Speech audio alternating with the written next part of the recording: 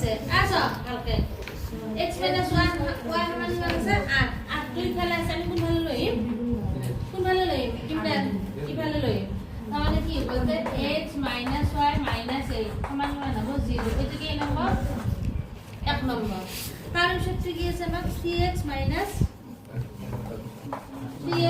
কি আছে 3y সমান আছে নো হল্লা তো ক্লাস হয়েছে এবারে লিখব মাইনাস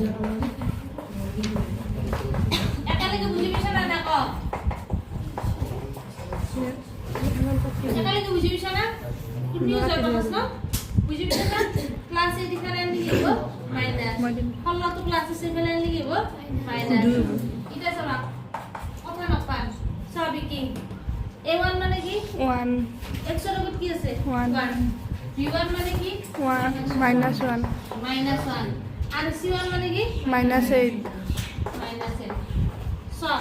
a1 মানে x এর উপর a1 y এর উপর b1 আর বাকিটা কি c1 এর a2 ইমান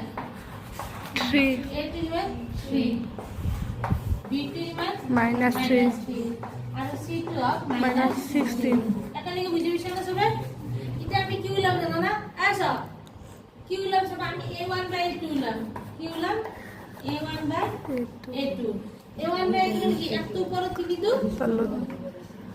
এক তো উপর কি তো কি b1 বাই b2 লাভ -1 বাই -3 কথা না পা মাইনাস সব প্রকাশ মাইনাস কি হবে কাটা যাব কি বলেছ এটা কি হবে 1 by 3 আর ওটা কি আছে c1 by c2 তাহলে -8 by -16 মাইনাস কি হবে আচ্ছা কি আপনার একবার হলো দুইবার সালা তুমি সঠিক না মানে অঙ্ক করছিল আমি কি করছিল a1 b1 c1 গুলো লব a1 মানে কি x এর আগত টু a1 y এর আগত টু b1 বাকি টু কি c1 এটা তলৰ line to a2 b2 c2 তো হরণ করতে লাগবে তিনটা হরণ করলে যদি প্রথম দুটা সমান নহয় তেতিয়ালে কি হয় কটাকটি করে কি হয় কটাকটি করে বা কি বুলি কয় এটো সংগত কি বুলি কয় কটাকটি করে বা এটা সমান লিখব আৰু যদি তিনটা সমান হয় তিনটা যদি সমান হয় তেতিয়ালে কি হয় মিলি যায় কি হয় মিলি যায় কোইনসিডেন্ট বুঝিছ না যদি ভাতা আছিল নহয় যদি এই দুটা সমান নহয় কটাকটি কৰে তাৰমানে ইন্টাৰসেক্ট আৰু এটা সমান হয় আৰু যদি তিনটা সমান হয় তেতিয়ালে কি হয় মিলি যায় তাৰমানে কোইনসিডেন্ট তাৰমানে কি হয়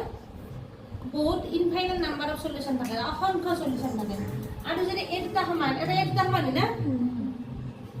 এর কোন দুটা সমান a1 বাই a2 সমান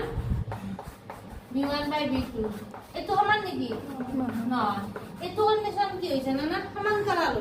এটো কি হয় সমান্তরাল বা পেদা সমান্তরাল হলে সমাধান থাকবে নেকি সমাধান থাকবে নেকি নাথে সমাধান নাথিলি এর গ্রাহক পাবে এর আরেকটা দিছে নেকি যদি সংগত লেখা হয় সংগত হলে লেখা দিছি সমাধান নাথিলি ক্ষেত্রে অসংগত বুলি কয় কি বুলি কয় অসংগত ইংৰাজীত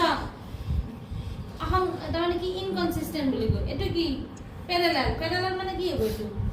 ইনকনসিস্টেন্ট কি হবে ইনকনসিস্টেন্ট অসংগত কিন্তু অসংগত এটো কি হল এটিতে গ্রাহক চিন্তা পারি নাকি আমি গ্রাহক তুমি কি তুই নাকু অসংগত আর ইংলিশত কি প্যারালাল আর ইনকনসিস্টেন্ট লেখা